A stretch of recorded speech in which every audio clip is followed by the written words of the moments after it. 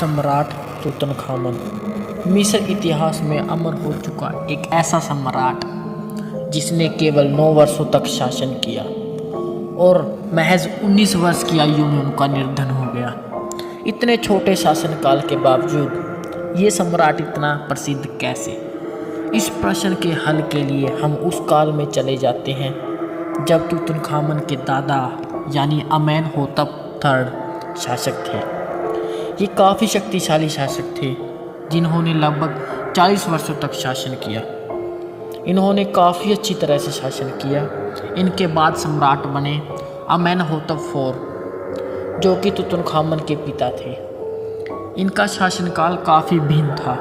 इन्होंने अपने शासनकाल में अम्मुन देवता पर कटाक्ष किए, उनकी मूर्तियों एवं मंदिरों को नष्ट कर दिया, प्रजा पर कष्ट करना भी शुरू कर दिया। इन्होंने आतेन की पूजा को बढ़ावा दिया जो कि सूर्य देवता माने जाते थे। इन्होंने अपना नाम बदलकर अखेनातेन रख दिया। प्रजा के लिए इनका शासनकाल काफ़ी कष्टदायक था। शीघ्र ही इनकी मृत्यु हो गई। माना जाता था कि इन पर अमन देवता का श्राप था। इसके बाद एक अज्ञात शासक ने शासन किया जिसका नाम था स्मेनखारे। इनका शासनकाल काफ़ी छोटा था क्योंकि इनकी मृत्यु बहुत जल्दी हो गई। इनके बाद सम्राट बने सम्राट तूतनखातेन जो कि एक युवा सम्राट था। इन्होंने पुराने देवता अमुन की पूजा करनी शुरू कर दी और अपना नाम बदलकर तूतनखामन रख दिया जिसका अर्थ था अमन की जीवित तस्वीर। उनका शासनकाल काफ़ी लोकप्रिय रहा, लेकिन अचानक 19 वर्ष की आयु में उनकी मृत्यु हो गई और उनकी मृत्यु के साथ उनके वंश का भी अंत हो गया। परंपरा के अनुसार उनके शव को सोने के ताबूत में डालकर मिस्र में राजाओं की गाठी में दफना दिया गया।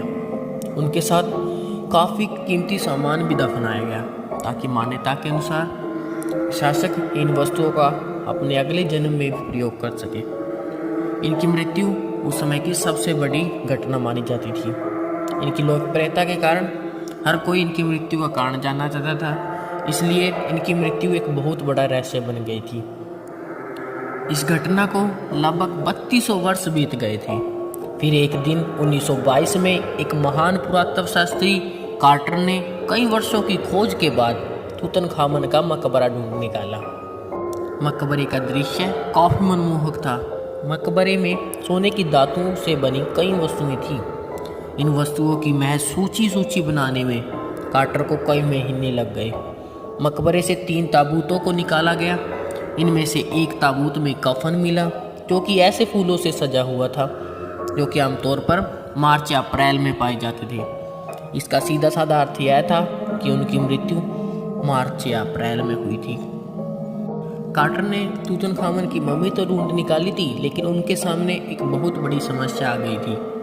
रस्म के तौर पर तूतनखामन की मम्मी के शरीर पर चढ़ाया गया रासायनिक लेप जो कि अब काफ़ी सख्त हो चुका था, जिसे हटाने के लिए कार्टर ने कई प्रयत्न किए, लेकिन वह विफल रहा। कार्टर ने मम्मी को तेज धूप में भी रख दिया ताकि लेप मम्मी के शरीर से हट जाए, पर उसका भी कोई फायदा नहीं हुआ।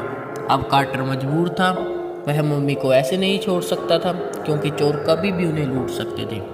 कार्टर ने शव को खुरचकर उस लेप या रोल से अलग कर दिया।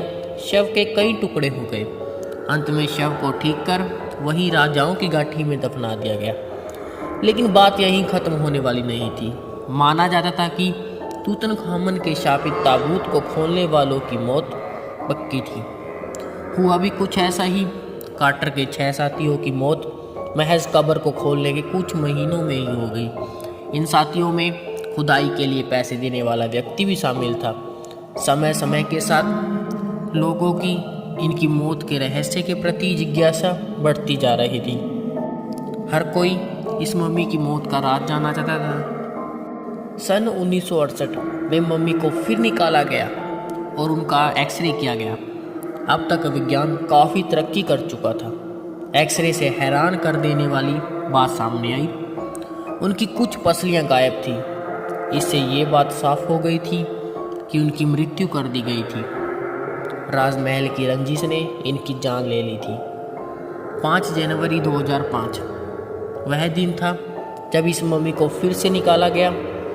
अब की बार मम्मी का सीटी स्कैन किया जाना था ताकि उनकी मौत कैसे और किस उम्र में हुई ये पता कर सके। तूतनखामन की मम्मी को कब्र से बाहर निकाला जा रहा था, तभी अचानक मौसम में बदलाव शुरू हो गए, तेज हवाएं चलने लगी। काफ़ी मेहनत के बाद मम्मी को ट्रेलर पर रख दिया गया, जिस पर सीटी स्कैनर रखा था, परंतु उस स्कैनर ने काम नहीं किया। तेज हवाओं से उड़ रही मिट्टी और मम्मी पर लगी मिट्टी स्कैनर के कूलिंग फैन में फंस रही थी। स्कैनर को जैसे तैसे कर चलाया गया और मम्मी का सीटी स्कैन किया गया। सीटी स्कैन के बाद सारे प्रश्नों के हल सामने थे। ये अब साफ हो गया था कि तूतनखामन की मृत्यु महज 19 वर्ष में कर दी गई थी। तो ये थी एक ऐसे सम्राट की दास्तां जो अपने जीवन काल से अधिक मृत्यु के बाद प्रसिद्ध हुए। चलिए आज का हमारा आपका सफ़र यहीं तक, मिलते हैं एक और नई अमेजिंग वीडियो के साथ। धन्यवाद।